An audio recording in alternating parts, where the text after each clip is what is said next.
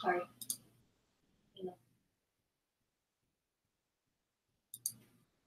No one's on it. So. Hmm? No one's on it, but Ben, come on.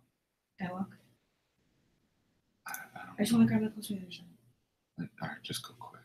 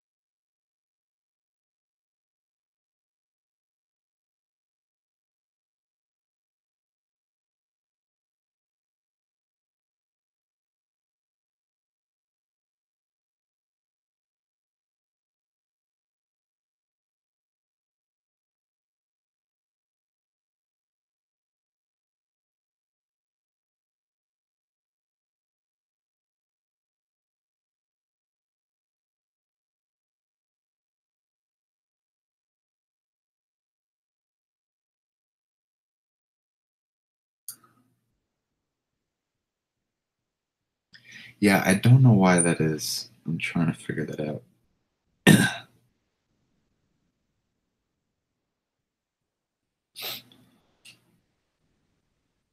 Yeah. I am sharing now. Whoop. Can you see it? Oh, okay. Hold on. Give me 1 second.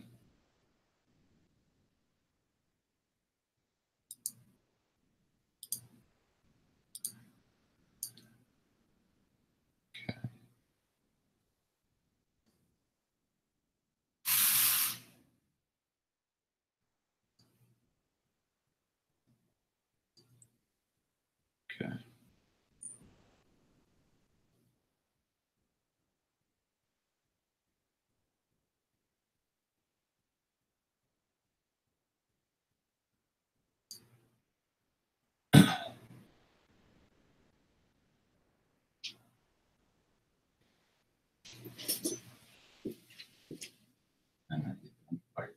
Okay, so you'll just go straight out.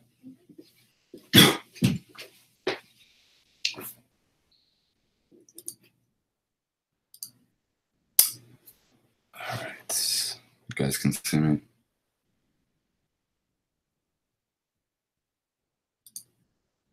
Okay, looks like the live stream's working. All right, everyone, just a reminder, please leave your video on. Keep yourself muted until I call on you. Prefix your questions with MM. I'm going to post the YouTube link. That will be easier said than done, actually.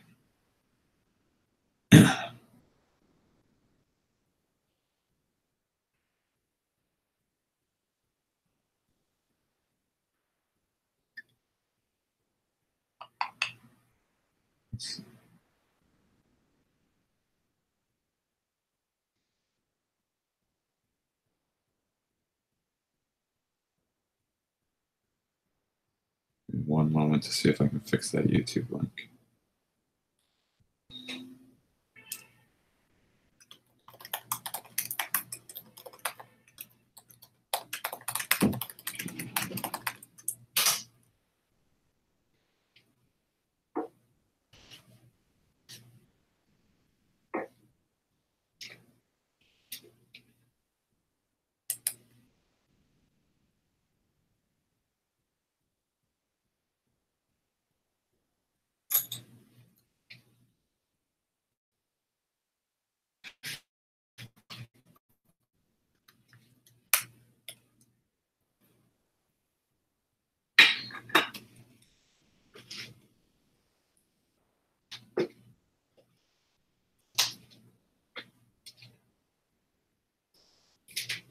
Got it.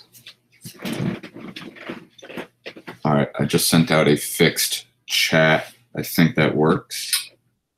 So you can now all prefix your questions in that chat with MM so that I know you're in the Product Mentor program. And also do not use any apps that cause problems with the broadcast.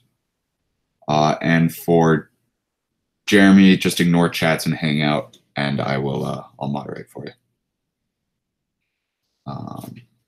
Cool. Jeremy, you ready? Jordan. Sorry, Jordan. I'm reading like words over here and looking at people over here. Cool. All right, awesome. Hey everyone, it's Sunday, April 14th, 2019, and this is the Product Mentor Talk. I am not Jeremy, if you couldn't tell. I am Nis. And today we're joined by one of our mentors, Jordan Bergtraum, who is going to talk about product owner versus product manager. And allow me to briefly explain the format. So the Product Mentor program, for those of you on the Hangout know you're part of it, you're one of the mentors or mentees, but for everyone else, it's a really exciting initiative to help great product people mentor people who want to become great product people. So check that out at theproductmentor.com. And then we're going to let everyone introduce themselves. And you can post questions to the Q&A section at theproductmentor.com/live. As the questions come in, I will jump in and pass them to our mentor during the talk. So again, my name's Nis. I work at Alpha and I'm based in New York. And if we could just go around to everyone, let them introduce themselves before we get to the talk. Let's start with Alberto.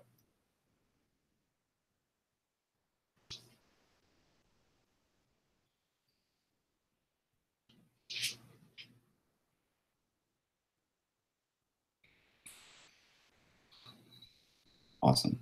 And Chris?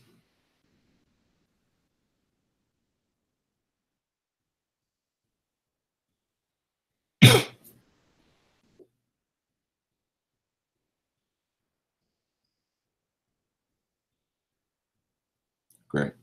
And Dominique? Or Dominic?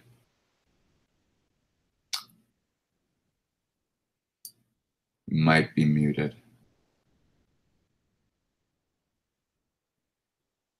All right, let's move over to Ryan.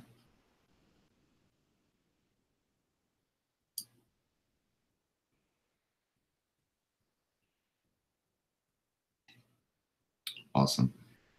And then we had someone just drop off, but Jordan, why don't you introduce yourself and then take it away?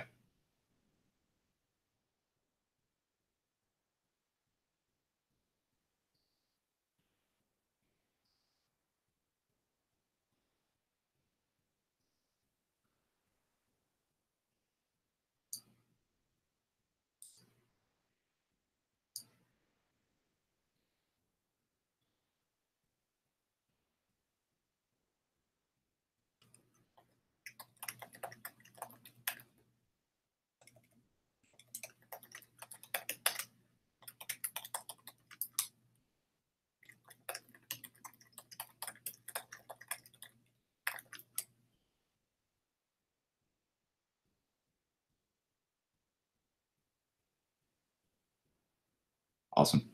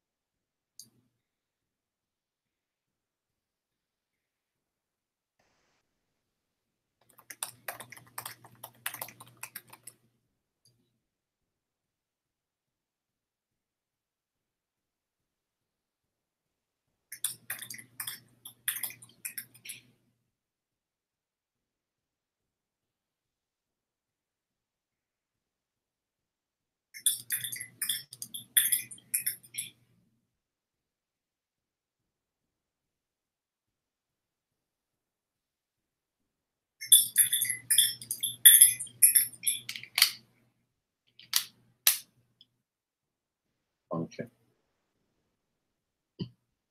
And this has resulted in a number of different things that I brought to those organizations, from market research to outbound product marketing, obviously creating roadmaps, which I think we're all quite familiar with, and as well the product execution part of our role as well. Today I'm going to touch on a couple of things. I just want to set the stage on what you can expect to get out of my webinar today. First, I'm going to go over what the problem or potential problem is. Then I'll suggest a solution, discuss a little bit about the benefits of the solution as well as certain risks, because the solution will not be appropriate for everyone. And then I'll have some words of advice on product management versus product ownership. First, let's discuss the problem. Let's set the stage here. The way I see product management is one of the biggest problems with being a rock star product manager is the function is incredibly broad. There's so many different things that we have to do and be good at in order to be viewed overall as exceptional product management people. Point being is it's hard to be great at all of that and master so many different parts of the job because they require different skills. And we'll look at what those functional areas are in a moment.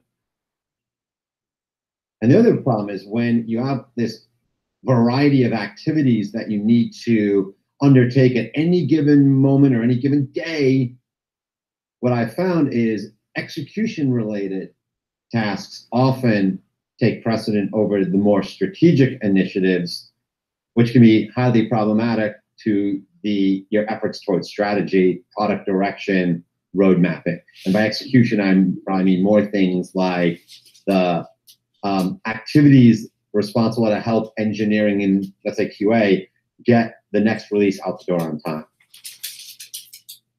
So let's look at what I'm talking about when I say like product management is broad. So let's look at all the things I think product managers often need to get involved in. And this will take a little time, but just bear with me. We got SME interviews. We've got win-loss analysis, competitive intelligence, ideation, prioritizing your roadmap, the roadmap itself and keeping that up to date and well explained, communicating all of this, especially your roadmap.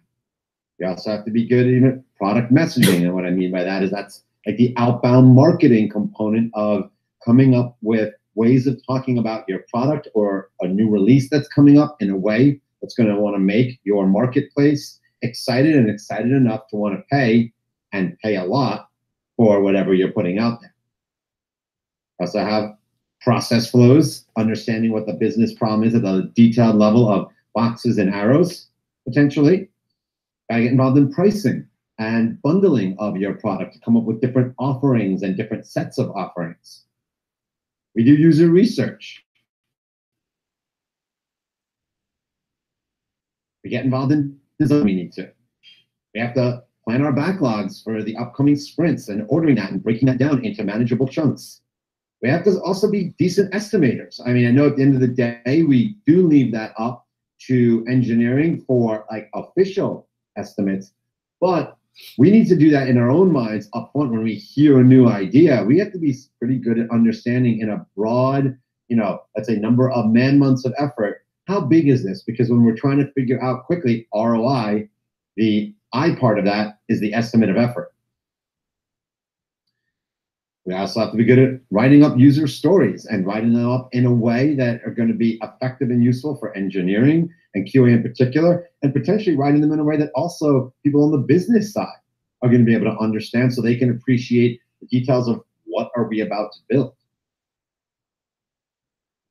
Also tackling, engineering and QA coming to us with an escalation. They have an issue, a roadblock, a barrier, a question, and making ourselves not just available, but also interacting with them in a way that's going to be productive and have that skill set. We got to get involved in user acceptance, making sure what is about to be put out actually will meet the expectations and needs of the marketplace. We got to sometimes get involved in training and demos. Maybe, ideally not doing all the training and demos, but we do need to play a part in educating those that will be doing the ongoing training and ongoing demos, and that's usually knowledge development / sales, but training them on how to do an effective demo, because in the beginning, we're the expert on this new release that's coming out. Absolutely. So we've got to be good educators. So you saw we get involved in a lot, and we're expected to be good at all of those. And I didn't even count them, but you get the point. 15 plus, and it's probably more like 20 different activities, and we're expected to be masters of all of that. So now the question is there a way to solve this problem? Is there an opportunity here to structure ourselves differently so we are at lower risk? Let's look into that. And I think the answer is yes. What if we viewed the product management function through two types of activities?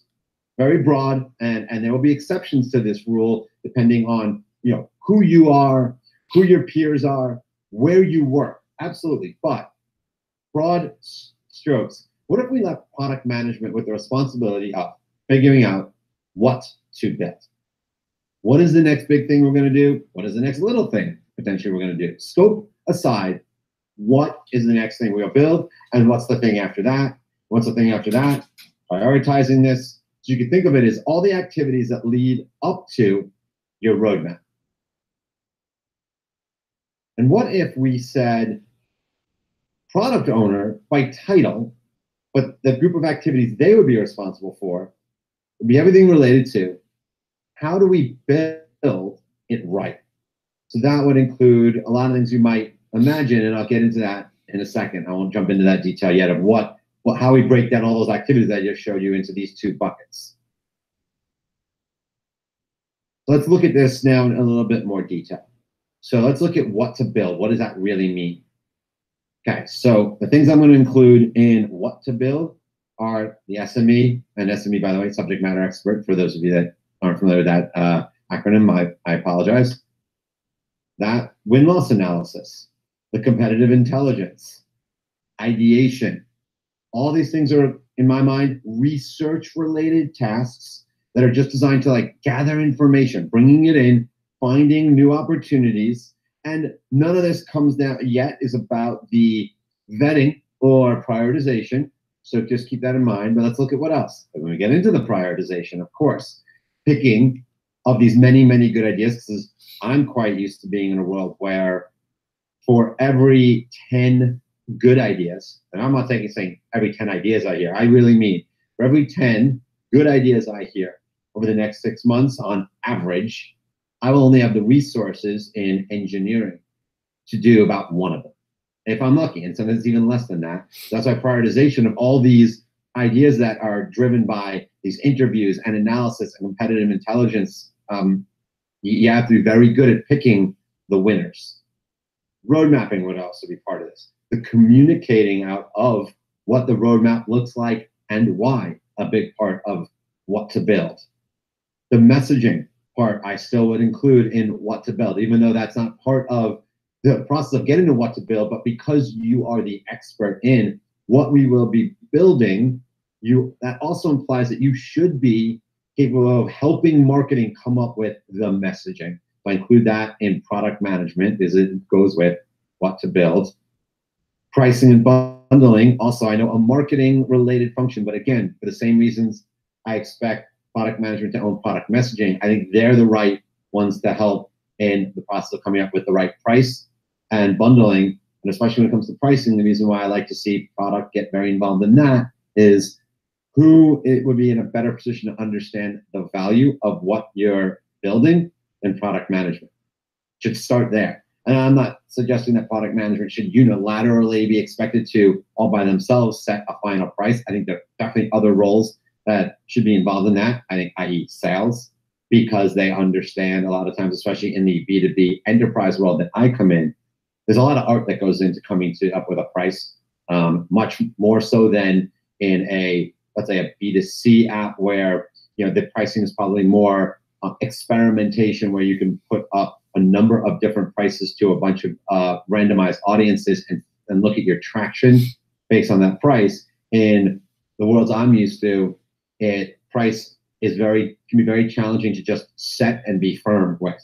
There's a lot of negotiation that goes into pricing. Also, in part, pricing needs to vary heavily by prospect because no two prospects will derive the same amount of value from your product.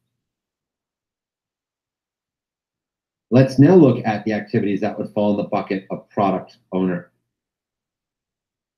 The user research part. And I know this was starting with probably the grayest or maybe most shocking area.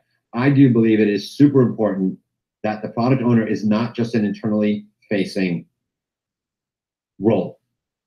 They should take responsibility for interacting with the actual day-to-day users of your product, the people that are most likely to be logging in and staying in the product all day long and are just heads down in your product. Those are the people that the product owner should be talking to in an attempt to figure out, how do we build this right? Because if you think about it, what the product manager is handing off to the product owner might be only at the level of a problem that needs to be solved. Okay, it could be a simple metric of, increase user conversion or reduce the amount of time it takes to perform a certain group of activities by a certain percentage. It might be that just goal-based. It's not uncommon in this day and age for roadmaps to, we don't want them to be a list of features. We want them to be a list of objectives or goals. That's might be what the product owner is handed, and then can be up to them to figure out, how do I get to that goal? I think that will be a collaborative effort with the product manager. They may already have some ideas on how to achieve that goal, but the user research on how to come up with the right set of functionality, business rules, and capabilities to get to that goal will be the product owner spending a fair amount of time with the users that they have access to, which will most likely be the existing customers in your organization, would be the ideal opportunity. And if you're an early stage startup, that might be challenging to get to them if you don't have a ton of customers that you can rely on. And then it might be more internal subject matter experts, or any subject matter expert even in the marketplace that aren't customers you need access to. But at the end of the day, user research is going to be an important part of the product owner role, not so much on the product management function. And this could be debatable. I leave that open for debate, but I like to, sometimes start with the, that overlapping part of who should do that. I do believe, though, it should be ultimately owned by the product owner with product management's input. The process flows that will come out of this user research, and not always necessary to get to the detailed process flows. It depends on the complexity, of course, of the problem that you're trying to solve. But that also would be on the shoulders of the product owner to go out, do that user research to figure out what the business process is, and potentially diagram that. Because sometimes the only way to get to agreement on what the process is you might have to draw out all those boxes and arrows and decision points, so you get agreement that you're tackling the right process, no less, not missing certain alternate flows within that process. All very important to building it right. Design. Now, yes, you will have user experience potentially. I think that's becoming quite common. I think the majority of companies now have a design/user experience function as part of the organization. But still, the product owner will play a role in assisting with that, because if you think about it, the user research and process flows should be a huge input into what the design will ultimately look like. So they do need to play a role, at least at that level, in the design. They're going to write up all the user stories and take responsibility for what all that verbiage, and making sure that those are easily understood, reviewing them with the right subject matter experts from the business side all the way through to engineering and QA, and anyone else that they need to get input from. They should also be taking a very big role in working with engineering on coming up with quote-unquote official, whatever that means in your organization, estimating so you can forecast. Backlog planning, of course, breaking these chunks of work down into manageable single sprint efforts. They'll take responsibility for being the primary point of contact for engineering and QA escalations. And not to say that product management won't also play a part when the product owner isn't the right skill set to answer the question. Sometimes the question may need product manager input, so I'm not suggesting the product manager can wash their hands of all interaction with engineering. That is not what I'm suggesting. I just think the product owner can be the primary point, and then when the product manager needs to be brought in, then do so. And that could be directly from the engineer that has the question, or maybe through the product owner. Whatever makes sense in your organization based on your company and structure. They'll take ownership of also, making sure the right level of user acceptance happens. They'll take on training the trainer and training the demoer on how to do that, because again, think about it. They should be at that point, once the product is towards release, the expert in how that product works and how to demo it in an effective way, how to train people up on it in an effective way. And they also play a big role in communicating anything about the product itself, the functionality, what it does, why it does what it does. And look, part of that will also fall into the lap of the product manager as well. Don't get me wrong, it's not like the product manager doesn't need to still be a great communicator, but the build it right part of the effort, certainly the product owner will be responsible for communicating that out and taking responsibility for explaining what the actual functionality and product itself is. We'll start with why this could be a good thing, what the benefits you will get out of possibly breaking your traditional product management function down into these two separate roles where you have different people working on those different activities. First, this is fewer skills for a single person to master. The way I broke this down, if you think about it, is I tried to think about it by lumping similar types of activities together, where the research part of researching like a marketplace, an industry, was together, and those were one thing, versus design and execution being on the product owner side. I tried to make that as similar as possible. Now, there's also only so much I could bundle together naturally, simply because in reality, when you're bucketing them based on goals and objectives, like what to build being one, how to build that right being the other, there are still going to be some skills that might not be supernatural to the person doing the job. The point is let's try to not expect one person to do 20 things well.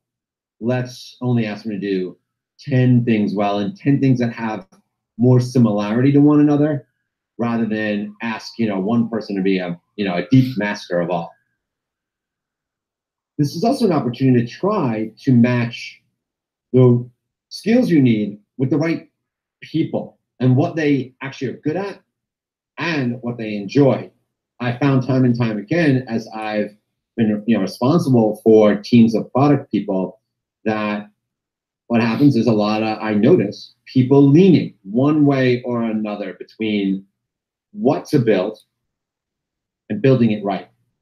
Some people lean towards, want to gravitate towards the close partnership with engineering, the close partnership with UX, writing up user stories, managing backlogs, and that part of the, I also refer to that sometimes as the execution function, versus people that like the market research, communication, product marketing, pricing arena. They lean that way. And what happens is when I notice this is that leaning can cause problems. This is not a great thing, because I ideally want them doing A-level work in both arenas. But a lot of times that's also not realistic, is the issue, that they lean towards what they enjoy. And once I noticed that, I started letting them just lean. Okay. Now, of course, I also started breaking the role down, as I mentioned, the product manager and product owner. And once I did that, then it fully lets them just stop leaning and just doing the role they prefer, and they excel. And I got higher value activities out of them because they were working on what they're better at and what they enjoy. The other benefit of this is I definitely have found that no matter which way you're leaning, okay, even when you're leaning towards the what to build side of the product management role, the execution part, meaning let me go back to the how to build it right, and the supporting engineering in particular, and answering questions in real time, and making sure that engineering QA are set up for success so they can get the product out the door on time with high quality, regularly would interrupt their strategic initiatives on trying to figure out and spending time on what to build, because that never feels as urgent as, okay, we're falling behind in this sprint. Things don't change. We are going to be unable to deliver stories. And what that ultimately will mean is we're going to be late on this release. And of course, the second that happens is you'll find the product manager starts leaning that direction, and the what to build part of the role gets much less attention in general. So that can be problematic if they're regularly finding that they have to do that, that you all of a sudden realize, wow, the what to build part of the function is not getting as much attention as it should. So what this does is it allows for more dedicated effort on your role as a product manager is to focus on what to build, and that will get good dedicated attention by having a different person on product ownership, their dedicated attention to execution. So what you'll find potentially is the ability to get product out the door on time, high quality, that meets needs and your users love, will go up because there's a dedicated person on that part of the role. But with any change like this, there's always risks that are involved. You can't just assume this will always, first of all, won't be right for everyone, and not everything will just go swimmingly. So first issue you might run into is when you have two different people doing what was once one job, that translation from the what to build to how to build it right to different people, that translation can be challenging, that the product manager needs to explain very well, okay, and with good documentation to support it potentially, to the product owner on what are the objectives, why do those objectives exist, what are our customers really asking for, the little bit maybe of the process that they understand of why this is such an issue, why it's important, again, to the customers, thinking, just walking them through like how the VP of a certain department is thinking about this business objective they have and all the value it can add. All that translation needs to happen, and there's a risk it won't, because whenever you have two different people doing it, because the other alternative is where we have been for a long time, which was the what and the how was all being done by one mind, where translation risk is incredibly low because it's just one person doing it. So the person talking about the how do we build it right had all the firsthand knowledge of what the objectives are. So there could be a risk that things fall through the cracks, or the product owner doesn't fully understand the what we're building part of any initiative. The other thing is the throughput, the speed at which information will move, and like I already mentioned, the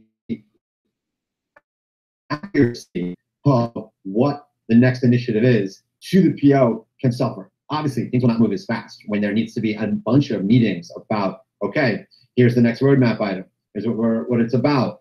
All that takes time, two people's time, both the PM, PO getting together, and the other group that you want to bring in, of course. But at the minimum, think about like that, again, that communication, okay, definitely takes time. And that is time that you otherwise would not need to spend if it was just one person doing it.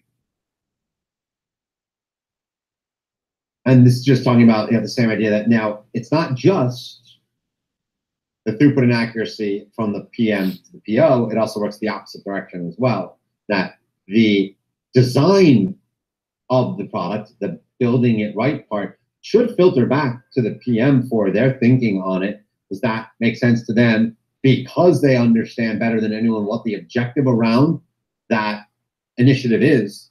It would be healthy for the product owner and UX and whomever to go feed that back to the product manager for input. Again, because that's another hop of information where you want their input, when normally, again, could be the same person where they're building it based on what they already know about the objectives. It's another hop where things might not be as, it will certainly take more time, and there's a risk that doesn't translate, or the amount of feedback you get from the product manager may not be as simple and valuable as if it, again, was just one person.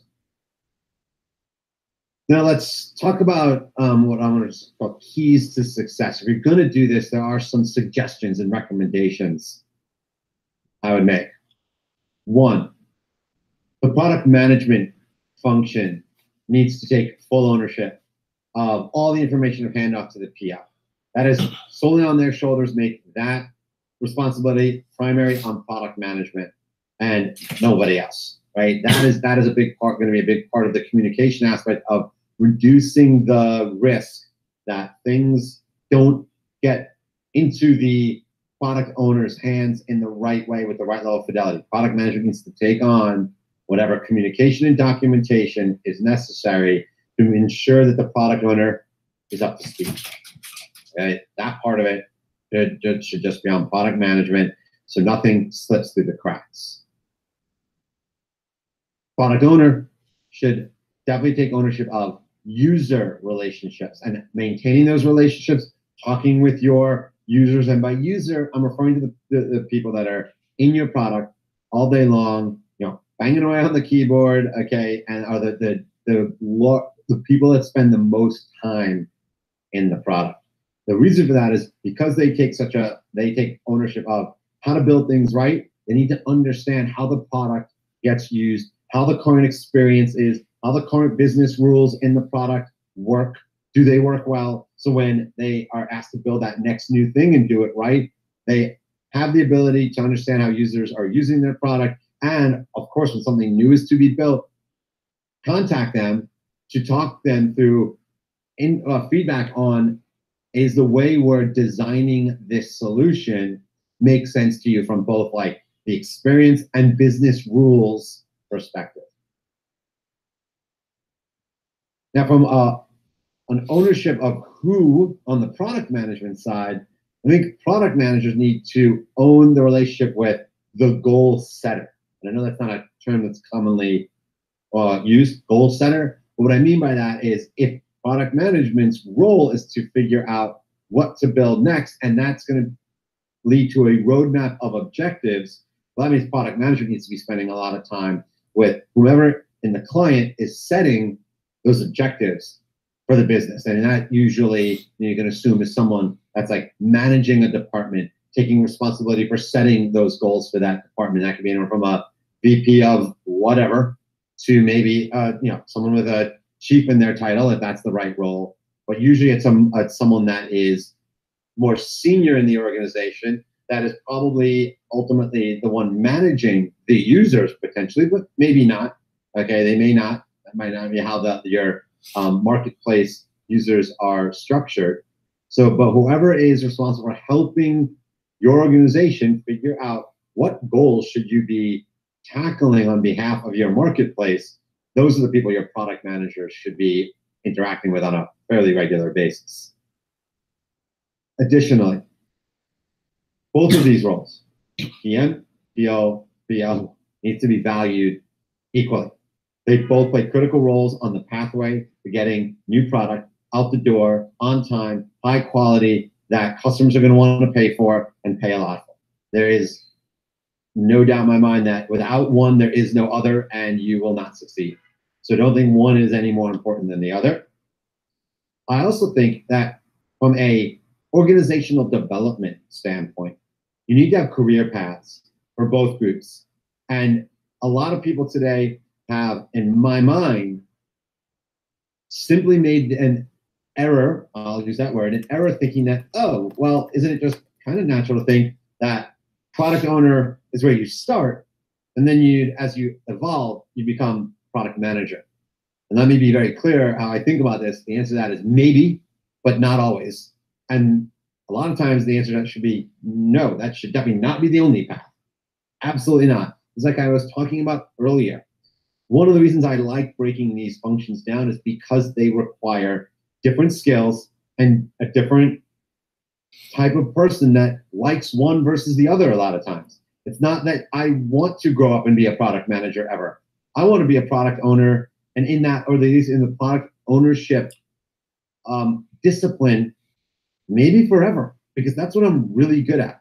I'm really good at working closely with engineering, creating user stories, understanding business process flows. I love users. I love working with UX on making sure they're coming up with design that is going to delight our users. I love that stuff. That's where I want to be forever. And don't only have them, which means if the only pathway you have for them to grow and move up in the world and learn more is to become a product manager, see, to me, that's a failure in your organizational development structure. So what I would recommend is you have 2 unique career paths for product managers and product owners. You can have, if you want to get into detail, you can have like junior product owner, senior product owner, director, VP of product ownership. And I have no problem with that. And I know we're not yet, I can tell you, we're not yet at a point where I've seen that happen a lot, where you have that pathway just for product ownership.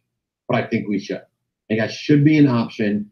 In the same way, similar metaphor for those of us that have worked with engineers, and many of us have, in software engineering, one of the older common mistakes was that the only pathway to move up in engineering was to be a manager of engineering, take on that responsibility of line manager, managing engineers.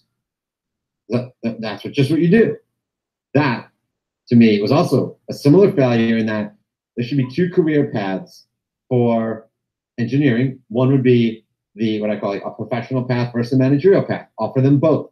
And the professional path looks more like a pathway up to becoming like a software architect, because with no line management responsibility, your responsibility just grows in terms of how much of the software technical design you are responsible for, and that just escalates, but never responsible for managing people. Or, yes, I do want to manage people because I like that. I'm good at that as an engineer, and I think I'd excel at that.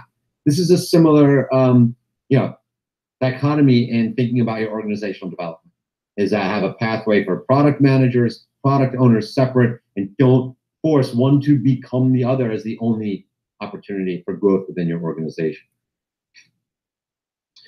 So I think a natural question for people out there that are now seeing that organizations, especially as they scale, are considering these 2 different roles is for each individual asking themselves the question, which role is right for me? Which one should I go after? So I would say you should think about product ownership if what you are into, what turns you on, what excites you, things such as interviewing users to design something that they will end up being super excited for, will use every day with a joy in their heart, and say to themselves, wow, this works. But not only does it work really easily. Similarly, if you like breaking down large chunks of work into smaller, manageable pieces that you can tackle one at a time, that of course do connect to other parts of the product, but also then ordering and structuring the smaller pieces in a way that it is ideal from the execution standpoint. Again, that big product owner.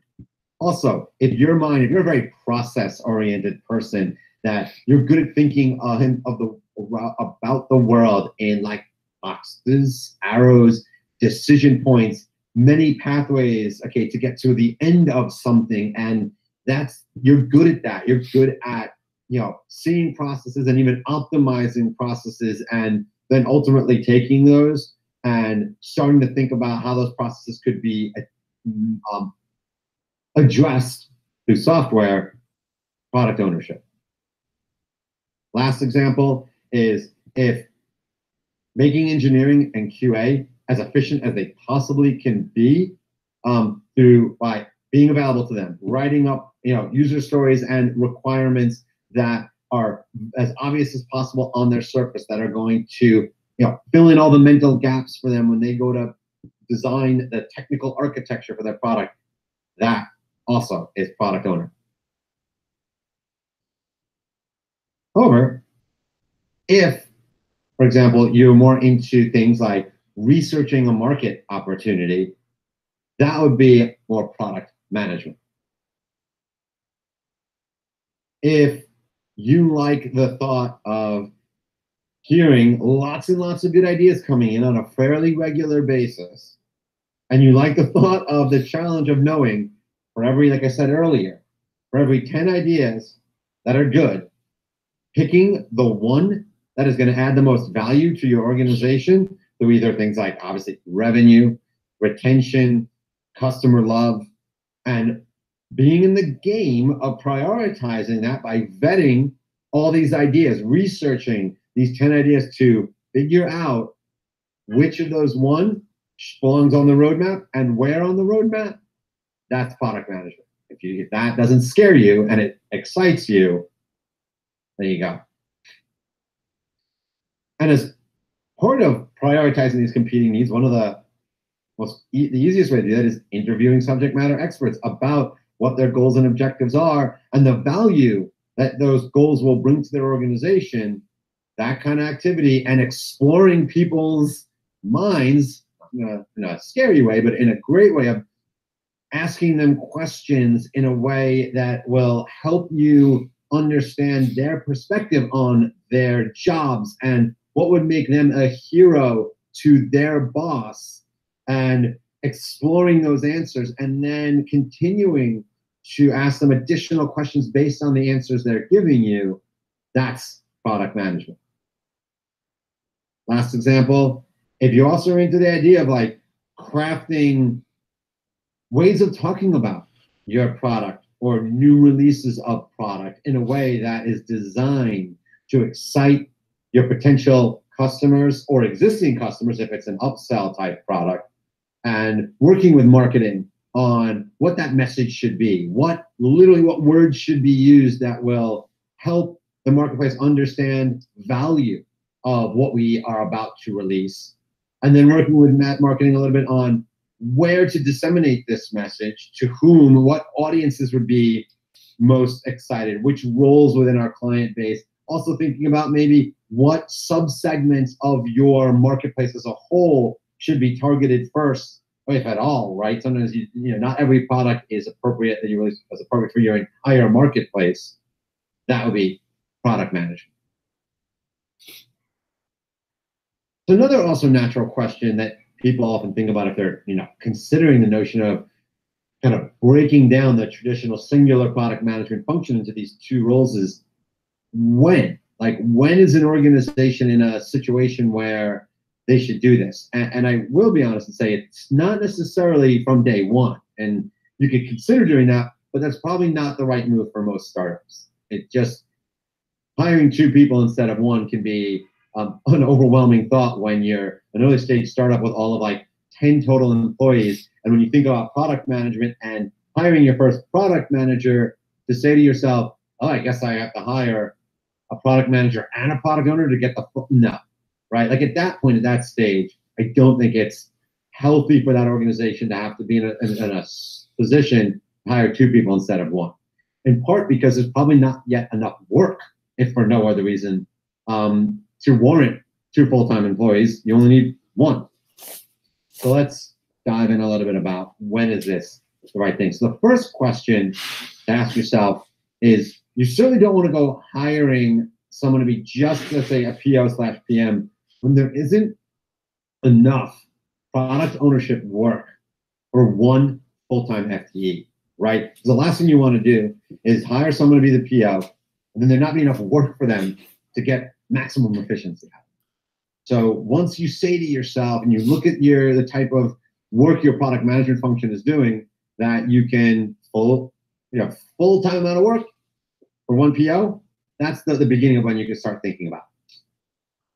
Also, you might say to yourself, when you start realizing that you're not getting A-level work out of both the strategic and execution part of your product management function, it's a good time to start thinking to yourself, well, maybe I start hiring the right tool for the right job, right? That I'm going to hire on the strategy side, product manager to focus on the what to build stuff, and for making sure that my execution goes well and I'm getting software out the door on time that is super high quality and meets all the expectations of the marketplace. I want to get focused on that. I notice I feel like I'm not getting A-level. Okay, there's opportunity to up your game by hiring specialists to do that. And again, this isn't a bad thing to be honest with you about your product management function and understand that, it isn't necessarily fair to expect one person to be great at all about, remember, 20 of those things I threw up on that slide of the various activities a product manager needs to do. And have that expectation, to me, is not fair. It's, maybe this is a little bit of an extreme. A lot of those functions are as different to me as saying, I'm going to hire one person to do both sales and human resources at the same time and do both jobs. Like those are two totally different functions. No one would ever lump them together. Yes, an extreme example, but I think it makes my point that if you look at some of those activities within on that slide of what product managers are asked to do, those are all over the map. They are not similar skills, okay, when you take them in totality. Also, similarly, and this goes into the not getting A-level performance out of both strategy and execution. If you notice that, there's that leaning that, certain employees that, or members of the product function tend to want to focus on execution, while others are really more strategy, what to build types. Again, opportunity there. Let people focus and work on what they actually enjoy, and naturally, you'll get better production out of them. But just some final words on this idea. First, obviously, one size does not fit all. This is not appropriate for all organizations. I'm not suggesting that every product management function should be going in this direction. There are a lot of factors that go into thinking through, will this be a win for my product management function? Some of them I already brought up about, and I think it comes down to things like that I haven't discussed, like what type of product are you working on? Okay, I think there's a big difference in the value of this idea when you're working on things like internal tools for an organization versus a B2C product versus a B2B product for the small and medium-sized space versus a B2B product that is enterprise space. I think all those factor into thinking, but will this help me? I think there's also something said for what type of product you're actually building. So what I mean by that is, for example, I think that if what you're really building is like a platform type product, a platform as a service solution versus a SaaS solution, I think that can impact the value you're going to get out of this idea. So factor all that in. I also think that, of course, like I already mentioned, size of your company.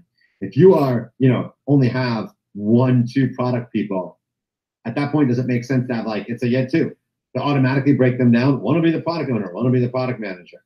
No, not necessarily. You might find if you do that, that the product owner or the product manager now no longer has enough work, okay, based on a lot of different levers, but that may make no sense to keep them fully busy. What you'll end up doing is you'll end up overloading one of them with more work, the other one has less work, and now you have a workload imbalance.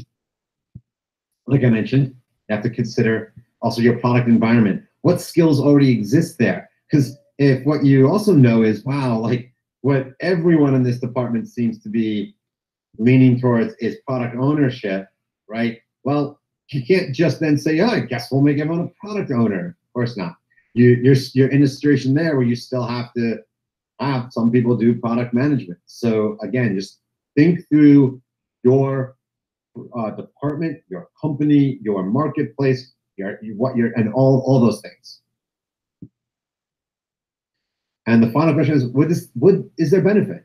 Are you confident there would be a win from this? Because I'm confident saying this is an idea that I think more has great merit, especially at scale. I think if you have, for example, a 20, 25 person or larger, and that is pretty big product function, should you start thinking seriously about this if you're not already doing it? I'm going to say absolutely you should think about it. I think absolutely there is an opportunity for benefit there. Because at that scale, you certainly have a lot of product ownership work. That's not an issue. You certainly have a lot of product management work. And again, for all the reasons I already mentioned, there could be benefit. But there could also be situations where even at 25 people, there isn't enough benefit in doing this. So don't be afraid to ask the question and then decide, no, this does not make sense for the way we do product management. Very quickly, I know I've given you a lot to think about and a lot of information, a lot of detail, but I like to leave us all with a few just simple takeaways. I don't expect you to remember all this detail. So first, when breaking down the roles, the general buckets, and these are not hard rules, but good just guidelines. Product management is the what to build part of the function. Product ownership takes responsibility for how to build those ideas right. One of the benefits is this allows you to put the right skill and right interests towards the right job and try to get more value that way out of your people. And lastly, I think this is lastly, sorry, the communication that's going to be necessary to be successful between your product management folks and the product owner people is going to be huge. If they are not regularly talking and in sync and spending a lot of time together and in a lot of common meetings, it probably will not work well. And lastly, so one last time, this is not the right thing for every organization and every department. It's not. But it is something I think is worth at least considering to make sure you're not missing an opportunity to step your product management game up. Thank you very much. That concludes my presentation. Thanks, Jordan. That was a really helpful breakdown of two roles that I know there's a lot of ambiguity and often a lot of kind of questions about. We only have about a minute or so left here, but a couple questions came up. One from Alberto. I don't think you had mentioned the role of project manager throughout, but how do you frame the product owner role so as though the person in it doesn't feel like they're in an old traditional project manager role? That's a fair question, and the reason why I didn't bring it up is I guess to me, no, there's no overlap between product ownership and project management. Project management versus product ownership is as different as project management would be to product management.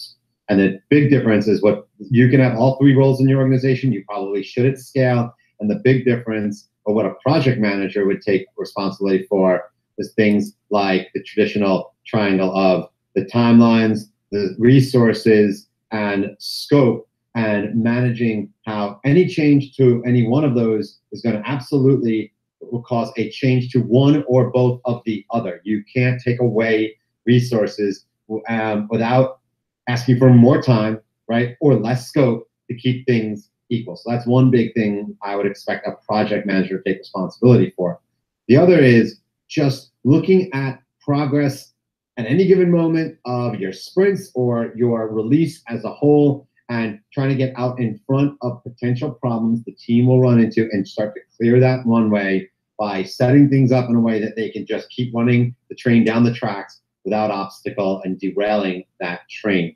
So things like, like often get forgotten when we're like planning for releases, as an example, would be like the infrastructure changes that might be necessary that engineers and product people often like don't think of, and they forget to have a conversation and bring their DevOps team into the loop. And a good project manager that's been around the block would think about things like that, engage them, make them part of the process, and make sure that looks that is taken care of. So that's just like one small example, but at the end of the day, right, project management is really handling that whole like ownership of timelines against scope and resources and trying to make the team as efficient as possible, also from like a handoff perspective, the right communications happening at the right time, and that kind of leadership of just keeping things as efficient as possible. And that's a very different skill set even than what product owners do. All right, thank you. That was helpful. I think we are out of time here, but thank you, Jordan, for today's discussion of product management versus product ownership. And I think we can just continue straight on to the next talk here. We've got everyone here. So let me just go back to the top here. So again, it's Sunday, still April 14th, 2019, and this is the Product Mentor Talk. Today we're joined by one of our mentors, Alberto Simon, who is speaking about building rapport with your team as a product manager. And just again, to briefly explain the format, the Product Mentor Program is a great organization where great product people, mentor people who want to become great product people. And we're joined here by a number of our mentors and mentees. I'll allow each of them to introduce themselves before we move over to Alberto's talk. And again, I'm Nis from Alpha, and I'm in New York City. And so let's go around the room and let everyone introduce themselves. So Chris. Hi, I'm Chris Bell. So I'm a mentee based in London, working for Axiom. We're a legal services company. Great. And Dominic? Hi, Dominic Miller, based in London. I'm a mentee as well. I work for Deal-Sense Systems, product manager for this part of the system. Systems project. Cool. And Greg?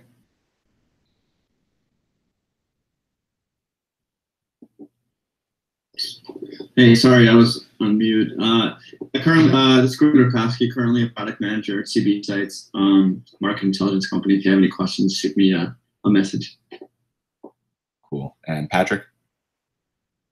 Yeah, I'm a mentor based in San Francisco, working at a company called Udacity, heading up the enterprise and B2B products for our online learning and workforce transformation. Awesome. And Ryan?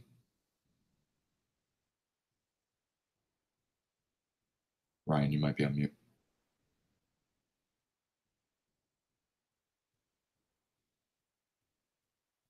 Okay, let's move over to Sharon.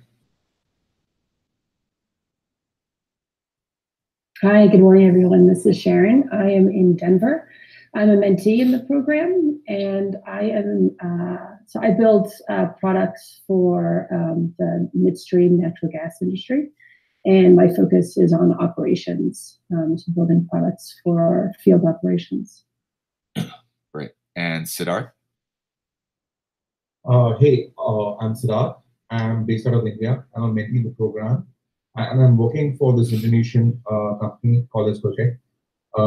We are one of the biggest platforms based out of Southeast Asia, which serves on mobility, food, and payments as a customer-facing product. Awesome, thank you. And everyone, just as a reminder, you can post questions to the YouTube live chat. Otherwise, Alberto, I'll let you take it away. Hey guys, hope your Sunday's going well. Yeah, so my talk is about kind of how to integrate yourself into a team and kind of ultimately build trust and rapport. So I put together a little presentation here. So I'll share the screen now. Can everybody see it? So, yep. Okay. Cool. So I think that, as a product manager, one of the first things I've learned is how important it is for people to feel like they trust you, like they believe in what you're talking to them about. Whether it comes to priorities, whether it's about what's being built, why it's being built, who decided how it should be built, and so on. So this is what this talk's about. A little bit about myself. I've been now in product management for over 12 years. I have a variety of experience, including finance, health, advertising, social apps. I've been lucky enough to have been able to lead different companies from an idea to the actual first version, all the way up to trying to expand it operationally. Most recently, I've had a couple of good experiences with some startups that I've been part of. One of our latest ones is an art investment platform named Masterworks, which lets you buy shares of art. We've been around for about 1.5 years, still waiting kind of for final regulatory approval, but we've had a lot of good initial interest. Previous to that, led a fintech startup, which let your business get paid daily for your sales from the previous day. And yeah, so I'm a very strong advocate for process that drives efficiency, but process that kind of is in the background. So I think a lot of people are afraid of anyone that says they like process because they feel like it'll dominate how things are done. I actually believe process can be in the background, make sure everything runs well. Yeah, so kind of a quick summary of what I'll be covering. First of all, why it's important, and then the different sections that I have learned from my various experience with different teams and different types of people, including the outlined ones here. So for me, I think that a product manager, due to the nature of the role, you're not an individual contributor often, you're not able to kind of deliver things that people can see. So I think that with, building trust and building this rapport with your team, one, you truly cannot be efficient because everything's kind of a struggle. And I think all of us may have worked at a company where it feels like that. A lot of the things that you do will be affected deeply by how much your team trusts you. And this includes your team, from an upward perspective, and also your engineering team or marketing or anybody like that. And I have definitely seen that a lot of product managers, whether they have the right skill set or not, are unable to kind of be successful due to kind of this lack of trust from the team, or lack of ability to get them to understand who they are as a person and why they should follow them as a leader.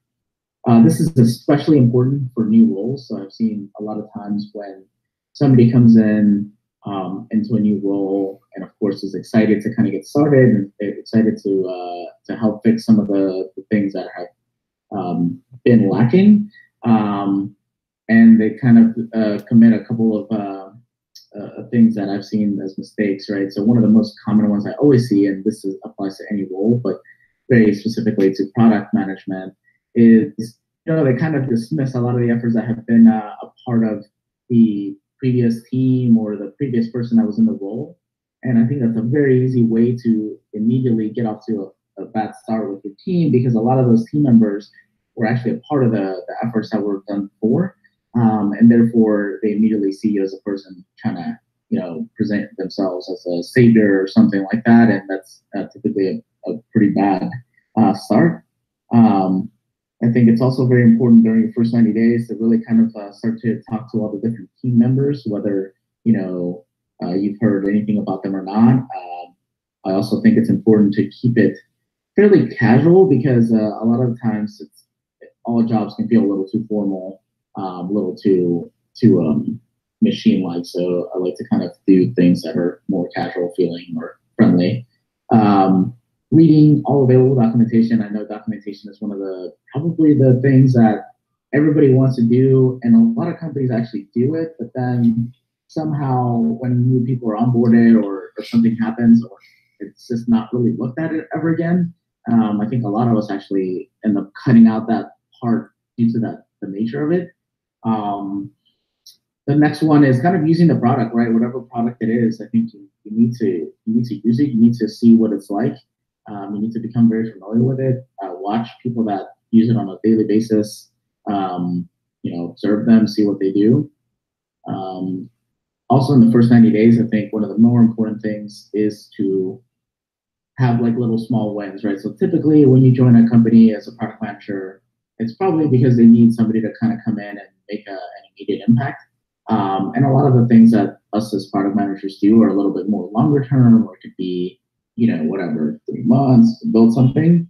But you can always kind of contribute to, whether it's a customer service team or a marketing team that's been needing something done. You can always kind of insert yourself there and kind of start to earn that credibility with the team. I do think in the first 90 days, it's also important to not just focus on the direct team that you're going to work with, but it's also important to start to build relationships with leaderships in the company, other PMs if there's any there, other kind of leads of other departments like marketing and sales. Try to understand better where they come from, and what things they've been dealing with on a daily basis. Kind of one of the first tenets here of what I've done is, I think a lot of people aren't comfortable being themselves at work, right? So I think that for me, what's always worked better for myself is realize that, there's a lot of good traits that I have, some that I need to work on that aren't the best. But, one thing that I think immediately gets you people to not necessarily trust you is if they feel like you're putting on a different act than you truly are. So I think being honest about who you are, to your and about yourself and your way of working is really key, especially in a product manager role. I think you need to kind of be okay with that. And I think a lot of product managers I see come in there, they try to, pretend they want to know about somebody's kids or whatever it is. And, it just starts to feel like, okay, you're doing the management kind of talking, which is pretty much not liked by anyone. I also think it's important for you to let people know what you stand for, right? So that can include a lot of things. So for example, for myself, like as I mentioned before, I'm a big proponent of process and making sure that things are done in an orderly manner. And I think it's something that people that get to work with me realize pretty fast. And I stick to it, and I am happy to tell people why and give them examples of why that's worked for me. I think another thing that you should definitely avoid doing is overcommitting to things, right? So if you do make any commitments to be involved in a project or help somebody with something, you got to finish. I see too many times when somebody is for a good reason wanting to help out and everything, but in reality they end up not finishing any of the things that they committed to, and that kind of makes you feel like, okay, this person's just one of these people that wants to be involved in everything and doesn't actually end up finishing anything, which is a really bad position to put yourself in. The last one I think is super important and kind of might sound like common sense, but there's a lot of responsibility that comes with a product management role, and that includes not being one of the people that says if something doesn't go right, like, oh well, here's a bunch of excuses. I think it's important for you to show your team, hey, I'm here to kind of if we do something well, then we'll give each other credit. But if it doesn't go well, you're also there to say here's the things that I could have done better. Here's the things that went wrong, and what we could have done. But never be deflecting or saying oh well, it wasn't my fault or something like that. Another kind of additional comments on that note is product managers are often certain types of personalities, and they're very sure of themselves all the time. And it's a good quality to be confident and present everything like it's the best idea. But it is important to be open-minded to other people's ideas. And this is something that I've personally had to learn to be better at, because a lot of things I present are they sound like facts and whatever. But your team does want to contribute. And so it's very important to hear people out, listen to the ideas, and actually process them and make sure. The second one is super important for me, because you always want to kind of try to have a positive attitude and have some fun, even if things aren't working as they should, or the deadlines aren't working right. Because I think on a team, it's very easy for to get down. I think we've all seen it where a company's not doing well, and then everybody kind of just no longer has any belief in it, and that's pretty bad. This last one I see fairly often as well is never kind of say oh well, the CEO wants to do this or the founder wants to do this, because the only way for you to sell ideas that come from leadership is for you to kind of sound like you're actually into the idea. It doesn't mean that you necessarily agree that that's the best path, but once the decision's been made on an approach, you should always kind of get behind it and make sure the team gets behind it. And I've had really good success, especially at startups where, to be honest, a lot of the ideas they change all the time. So if a CEO wants to do something, you say, okay, you give them your opinion, and then if they still want to do some specific thing, then you kind of embrace it, and you have your team embrace it fully as well. I think the second one, and this is something that I've always been decent at just because of my personality, but a lot of people are not necessarily as good. So it's something that product managers should work on improving. And it's kind of a showing intent, right? So focusing on actually trying to improve something specific on a product or a company or an initiative. It's about getting people to believe that your ultimate intent is about improving the product and not your own professional growth. If you do well, this should be kind of mutually go hand in hand. But there's too many people that seem like their goal is to finish projects or do whatever to make themselves look better, and then people start to believe it's not really about making something better.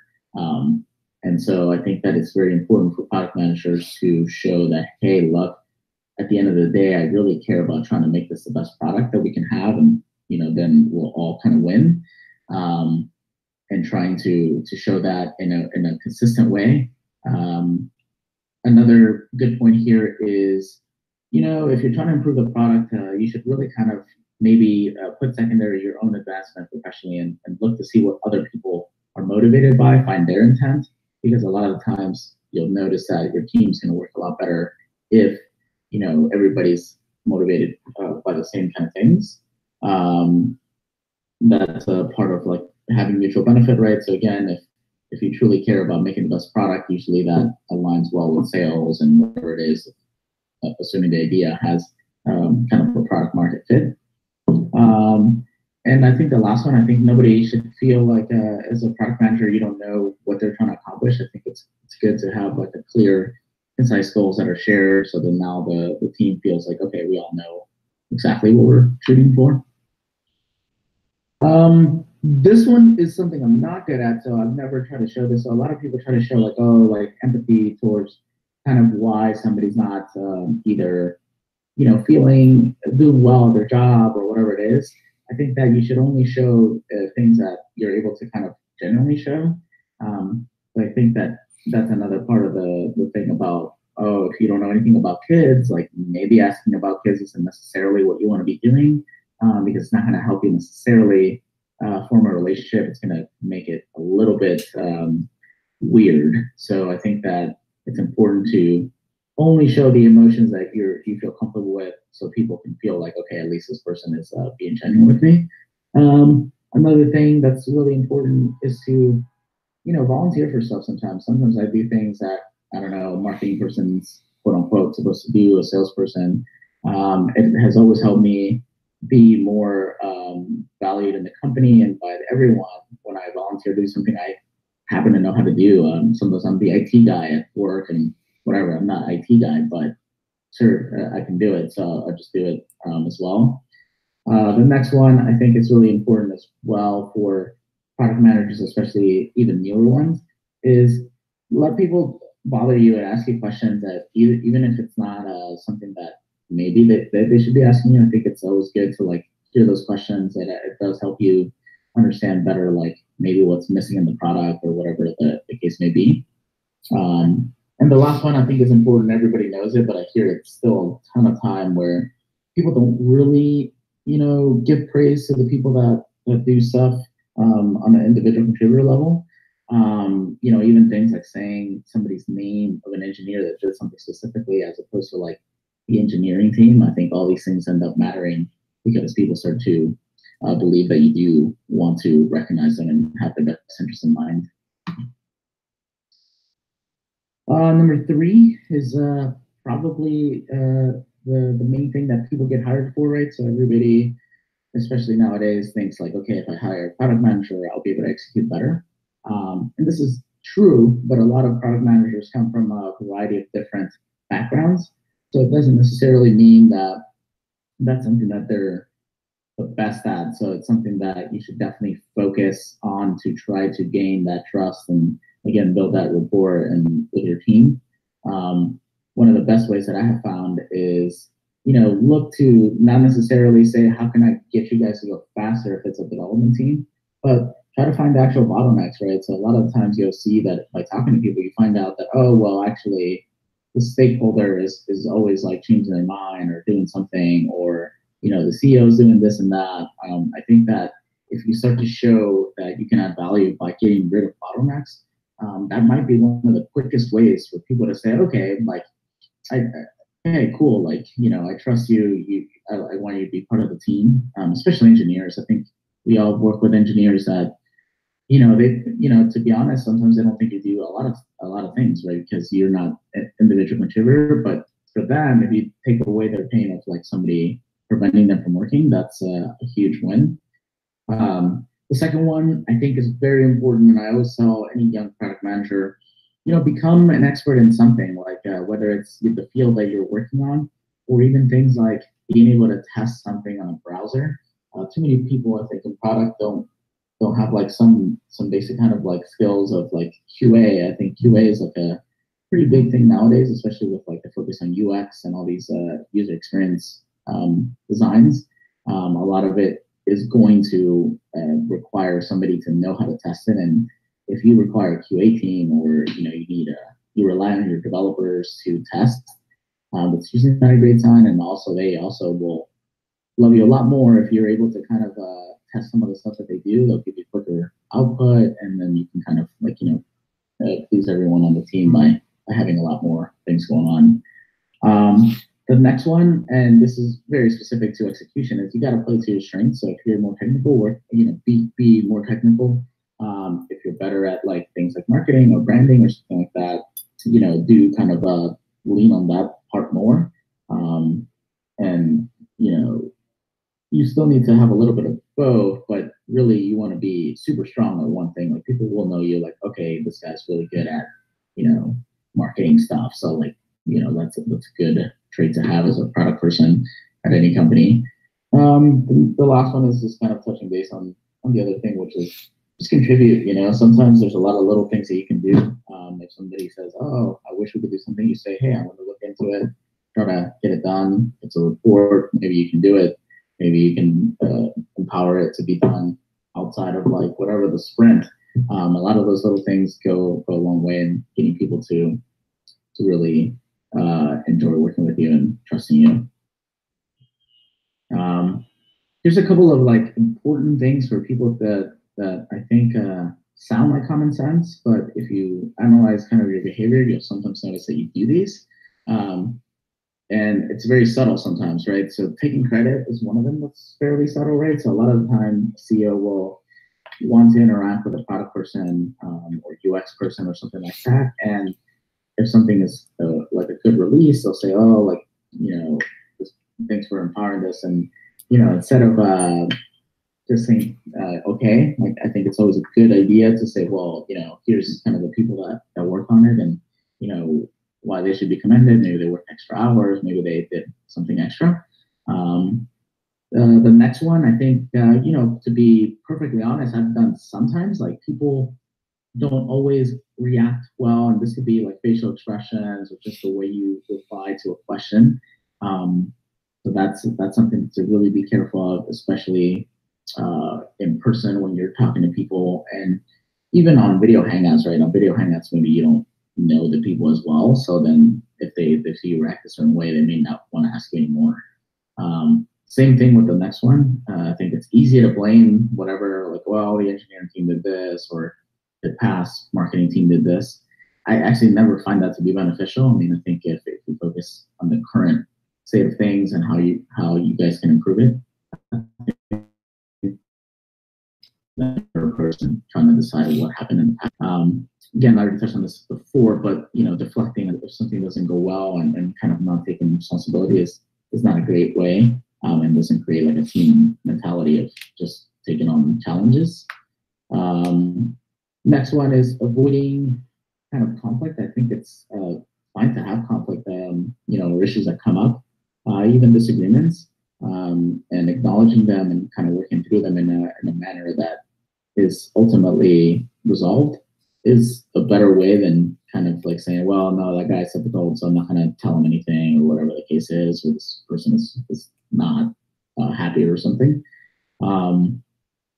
The next one is super related to that one too, but having an environment where people feel like there's layers of communication that is unknown to them is always a bad idea. So I always try to let my team know, whether it's a new engineer or new intern, like, I want them to know like what's going on. It's like, oh, we've been discussing these approaches, these initiatives. So everybody kind of has from the CEO down, like everybody has an idea. And obviously this works a lot better. The company is smaller, but to a certain extent, you can accomplish this with the latest approaches of people building smaller teams. So at least within your team, and you can have that scenario. The last one applies more to like when you're dealing with people that are, on your other teams, like whether it's customer service, sales.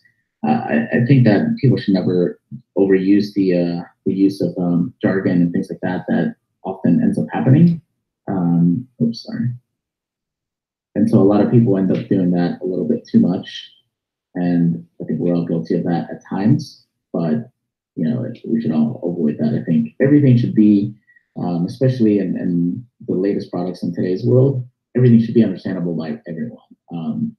And I always get a lot of good reaction from like sales team where they're like, "Oh, cool, you took the time to explain to me what cryptocurrency is," because it can sound like alien speak.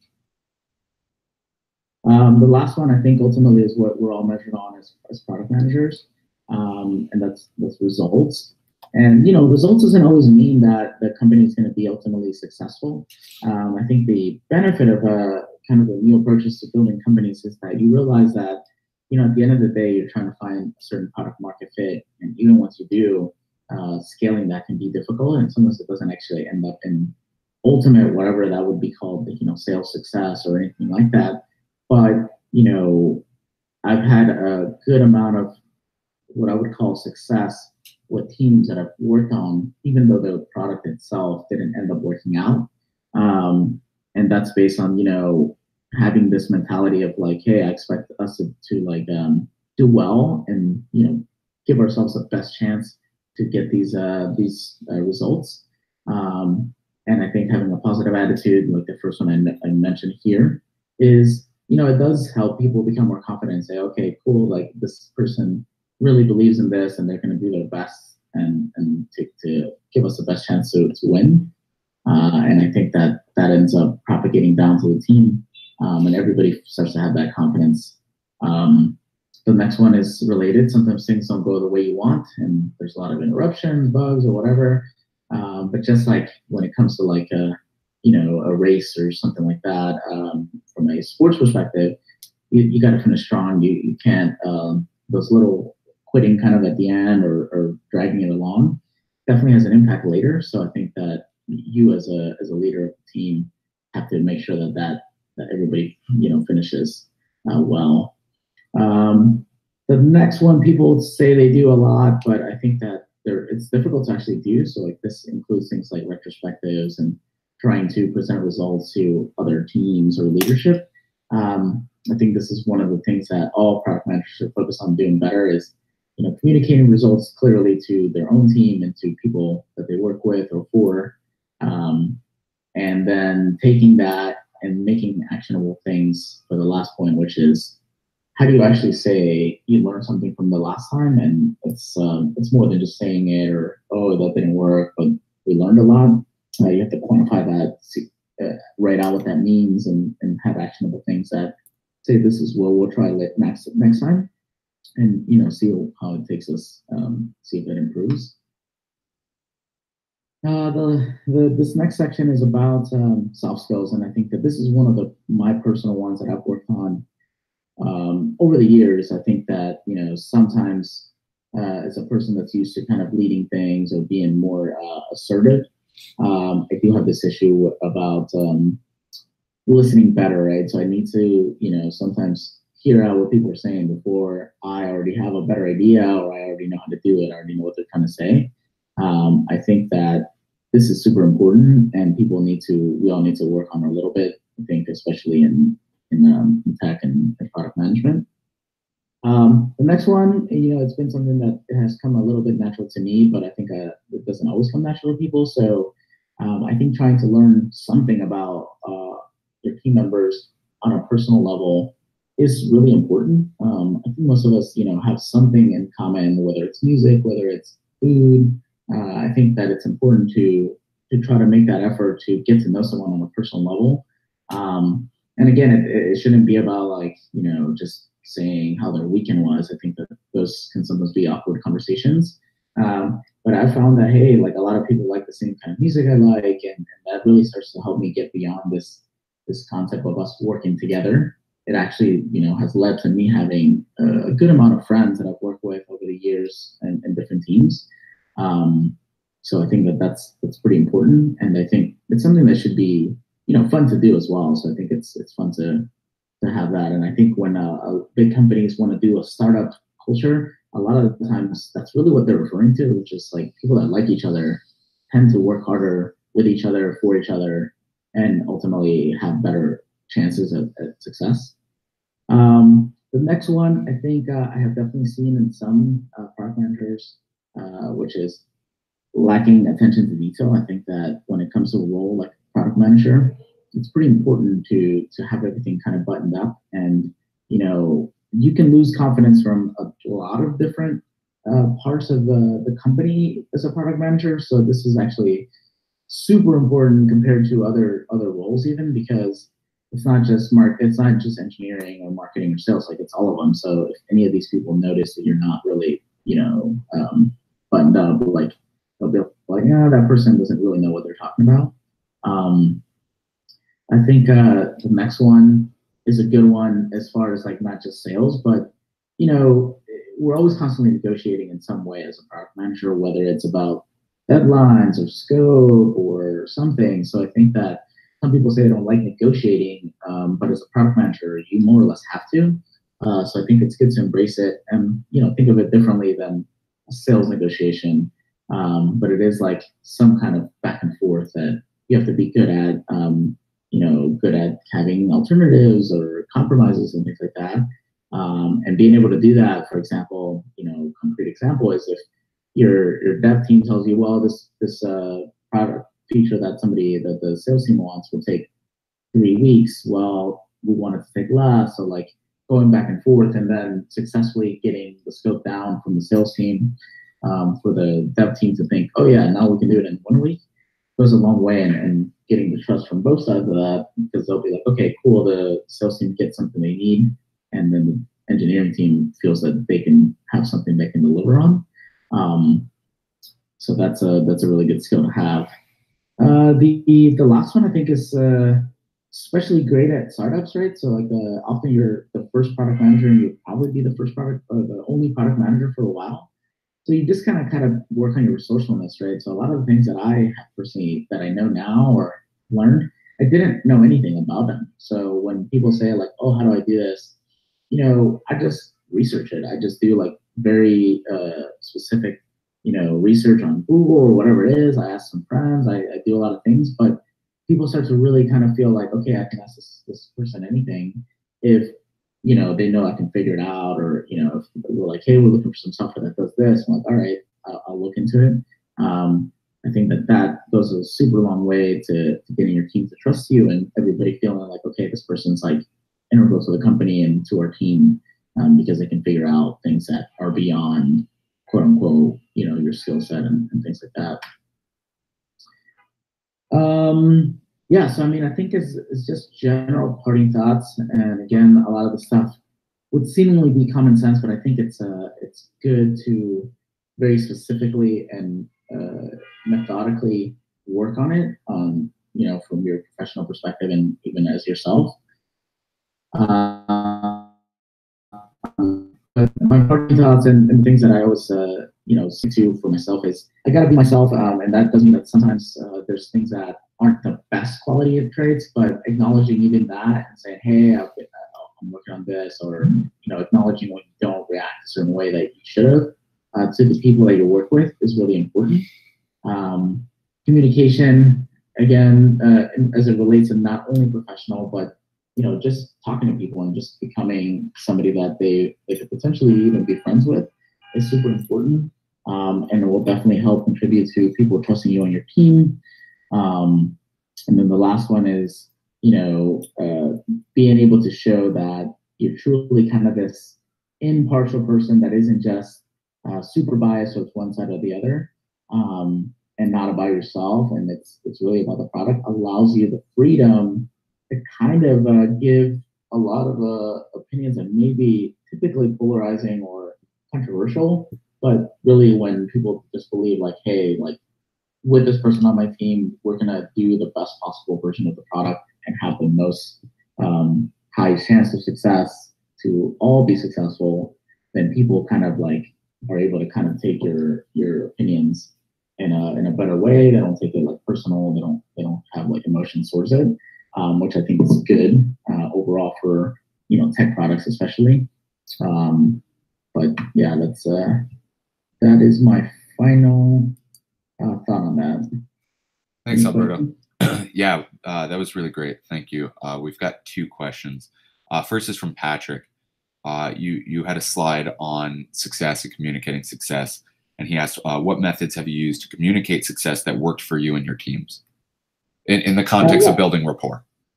Yeah. So that's a good question. I mean, I think that, visuals are always a nice way to show success, right? So for me, I've learned to use a variety of tools, whether it's like OmniGraffle or something like that, to show like, hey, look, here's where we were at, 6 months ago, stats included, right? So like you say, hey, 50% of people onboarded in, let's say, 3 days or more. And then I show like, today, like average customer gets onboarded in 1 to 2 days. And I think that that's always a good way to communicate kind of like, success. And then you kind of can show the details of like, how do we do that? How do we accomplish that, and showing kind of the different phases of the process. Great. And then the second question is mine. It's kind of I guess maybe open-ended, but have you found any like interesting ways to quantify whether or not you have rapport with other? Is it they just say yes to everything you say, or how do you know when you have rapport or when you don't have rapport and might need to address an issue? I think the best way that I found to quantify is, and this sounds very silly, but in Slack, especially all these communications, like when people are able to make jokes and kind of have this banter, even though we're all working really hard, I think that's always been like a good test for me. Like there's a bunch of teams that I've seen, kind of observed, and it's like it's all very like professional. So for me, other people have kind of validated it by saying like, oh, you guys seem to have fun in the dev channel, right? Like people from marketing will tell me like, hey, I want to join the dev channel. Like you guys are sharing this, that, like. So I think that a good way to kind of quantify that is to see like, again, it goes beyond work. Like you're kind of just chit-chatting. And then of course, this is like the ultimate thing of people saying like, oh, I go to work, but I'm not really like quote unquote working. So I think that I've always kind of tried to keep an eye out on like, I feel like somebody's not partaking, like, hey, like I try to figure out, ooh, maybe something's uncomfortable for them, or somebody's making them feel like that. That makes sense. And then we have one more question from Sharon. What approaches have you found successful in helping your team level up those soft skills that you talked a lot about? One of the things that I think that people have come to rely on is kind of these chat communication tools. So I think that one of the ways that I have found and made sure that my team kind of levels up in general with that is saying, look, I know we can do, a Slack app to do like daily scrums, but let's not do that every day. Let's actually talk. Let's chat. Let's do a video chat. Everybody enable their video, kind of like similar to here, where like people should be able to see each other and kind of see each other's emotions.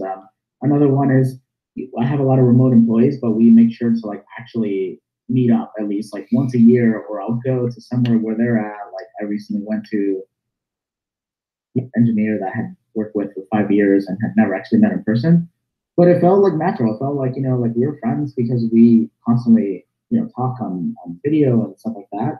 But I think having those things be more formal is important. I think that we all get caught up with productivity and not wanting to waste time and so on. So I always try to make sure that we have at least some face time.